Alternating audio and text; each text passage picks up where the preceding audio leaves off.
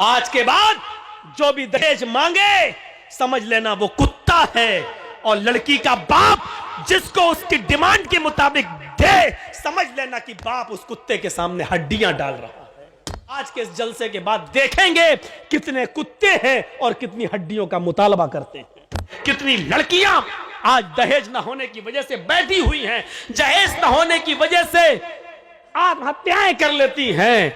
आयशा को याद करो, अहमदाबाद की साबरमती जेल में डुबकी लगाने वाली और कूद जाने वाली उस आयशा को याद करो। कलकत्ता की उस लड़की को याद करो, सलीम की उस बेटी को, जिसने हैदराबाद के अंदर बिना जहेज के शादी कर ले जाने वाले उस आदमी ने हैदराबाद के अंदर 20,000 रुपए में बेच दिया था। और वो लड़की दरिंदों का शिकार होकर पंखे पे लटक जाती है और फांसी के तख्ते पे लटकते हुए अपने बाप के नाम एक लेटर दे जाती है कि अब्बू, क्या मैं तुम्हारे ऊपर इतनी बोझल हो चुकी थी, इतनी भारी हो गई थी कि लड़के की हकीकत भी तलाश नहीं की आपने, और जिसने बगैर जहेज के शादी करना चाहा आपने फट से उसको मेरा हाथ पकड़ा दिया और आपने उसके माँ बाप का पता भी नहीं लगाया। मैं लुट चुकी हूं, मैं बर्बाद हो चुकी हूं। अब मैं अपनी असली शक्ल आपको और आप अपनी माँ को और अपने भाइयों को नहीं दिखाना चाहती। हाँ, मेरी एक छोटी बहन जरूर है फातिमा, मैं उसको घर छोड़ कर आई हूं। आए अब्बू जान, उसके लिए एक नसीहत करती हूं आपको। ये जुमले सुनने के लायक हैं। उसने जो लेटर में लिखा था, और वो लेटर आज भी कलकत्ता में सलीम के पास मौजूद है। उस लेटर के जुमले ये थे, मेरे अब्बू, वो छोटी मेरी बहन फातिमा नाम की मेरी बहन, अब्बू जान उसको छोड़ के आई हूं। ऐसा ना हो कि उसको भी ये दिन देखना पड़े जो आज मुझे देखना पड़ रहा है।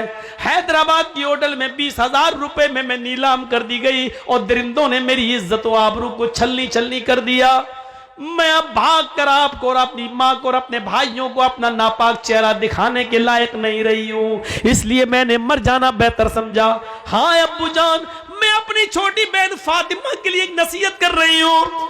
उसके बड़ा होने से पहले आप इतना कमा लेना, आप इतनी मेहनत कर लेना, आप इतना जहेज इकट्ठा कर लेना कि जो कुत्ता जितनी हड्डियां मांगे उस कुत्ते के सामने उतनी हड्डियां डाल देना, ताकि मेरी बहन को वो दिन न देखना पड़े जो आज मुझे देखना पड़ रहा है। हैदराबाद में खुदकुशी करके मरने वाली कलकत्ता की उस जमीला ने दहेज मांगने वालों को कुत्ता कहा है और उस दहेज को हड्डी कहा है कि जो कुत्ता जितनी हड्डियां मांगे उस कुत्ते के सामने उतनी हड्डियां डाल देना। आज के इस जलसे के बाद देखेंगे कितने कुत्ते हैं और कितनी हड्डियों का मुतालबा करते हैं। आज के बाद जो भी दहेज मांगे समझ लेना वो कुत्ता है, और लड़की का बाप जिसको उसकी डिमांड के मुताबिक दे समझ लेना कि बाप उस कुत्ते के सामने हड्डियां डाल रहा है। कह दिया मैंने जो कहना था, चाहे अमीर की बेटी हो, चौधरी की हो, सरमायाकार की हो, एमएलए की हो, एमपी की हो, कोई भी हो, ये मेरी कुर्सी है, ये मेरी अमानत है, मैं इसमें खयानत नहीं करना चाहता। जो सच्चाई थी वो मैंने बयान कर दिया है। मेरे भाइयों, मुआशरे में इसको कौन समझेगा, कौन इससे इबरत हासिल करेगा? मैं जानता हूं कि कुत्ता और हड्डी कहने के बाद भी जहेज रुकेगा नहीं। 20 साल से अब तक नहीं रुका तो अब क्या रुकेगा? लेकिन एहसास पैदा करो, एहसास।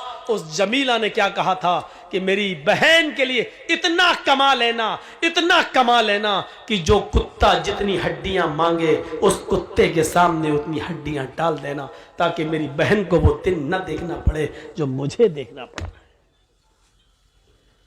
यहां अंधेरा था। मोहम्मद अंधिकारम, मोहम्मद आएंगे अंधिकारम नाशम, अंधेरे को नाश कर देंगे। मोहम्मद आएंगे अंधेरे को नाश कर देंगे।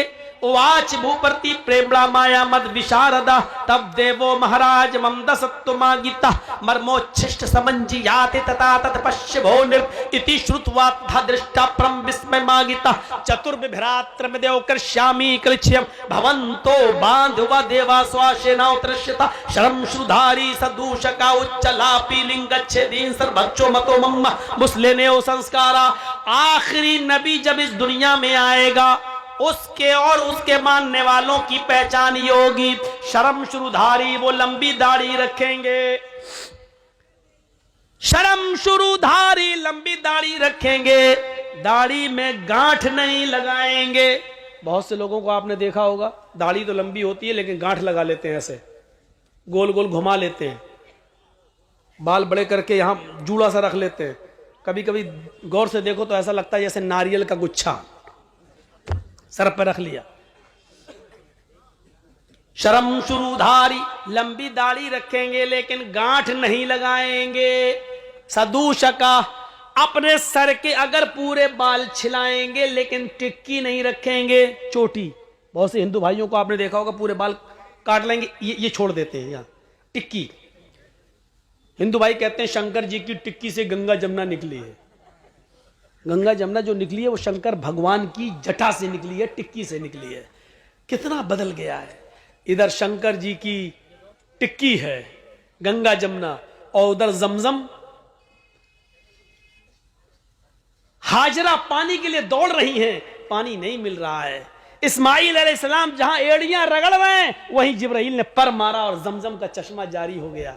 यहां इस्माइल की एड़ियां हैं, यहां शंकर की जटा है, टिक्की है। कुछ तो है जो मिल रहा है। और चीख चीख के कह रहा, हिंदू भाइयों आओ, तुम्हारा खोया हुआ धर्म हमारे पास है, हम तुम्हें दे रहे हैं, ले लो।